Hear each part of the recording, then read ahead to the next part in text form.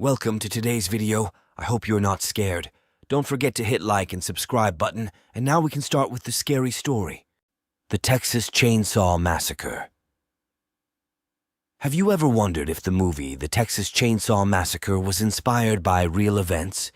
Was there a crazy family in Texas that murdered poor tourists on sight? And could a maniac with a leather mask on his face and a chainsaw as a tool for killing have been a member? The answer is yes, but only to a point. The Texas Chainsaw Massacre doesn't really break out of the classic horror genre. Yet there is something disturbing about it, because it could happen to any of us. Mad killers don't live only in America, as we might think from the overabundance of their cinematic output. Abandoned places where foxes say goodnight can hide terrifying secrets almost anywhere. The real house of killer maniacs. If you wanted to visit the Hewitt family home, you wouldn't have to wait for Halloween. It doesn't emerge out of the fog at the stroke of midnight, but has been standing in Kingsland, Texas, for years. It was here that the very first horror movie with a homicidal maniac was filmed.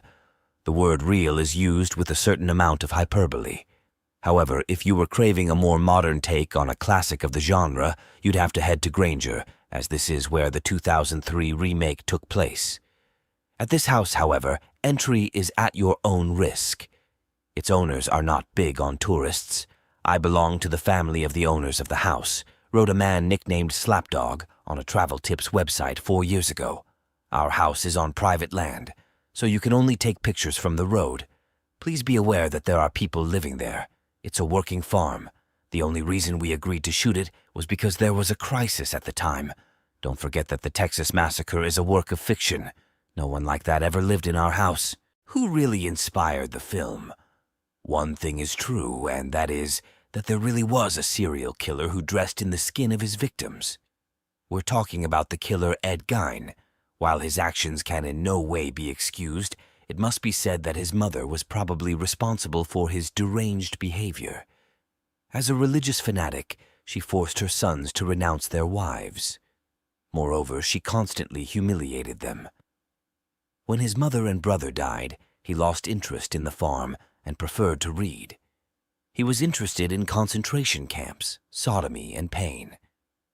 But his greatest hobby was the study of anatomy.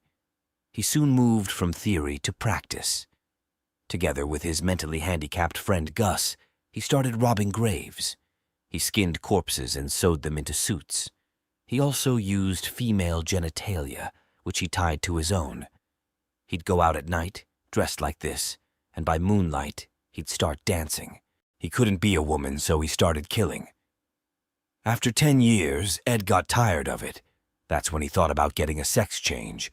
But at the time, it wasn't possible, so he took his frustration out on living victims. Exactly how many he was responsible for is still unknown, but the trap was sprung with the murder of Bernice Worden. Too much questioning gave him away. When the police arrived at his farmhouse, they were treated to a horrific sight. Bernice's naked body was hanging upside down in the kitchen. A cut stretched from her sex to her esophagus. Her head and genitals were missing. The stench was unbearable. A search of the house still revealed severed noses, masks made of human skin, heads or leather boots, or a wallet. Most horrifying, however, was his complete woman's outfit, a collection of lips and a refrigerator full of organs. He was sentenced to life in the Waupun State Hospital as an insane person. He died of cancer in 1984, age 77. Thanks for watching. Don't forget to hit the like and subscribe button and check out other videos on my channel. Bye.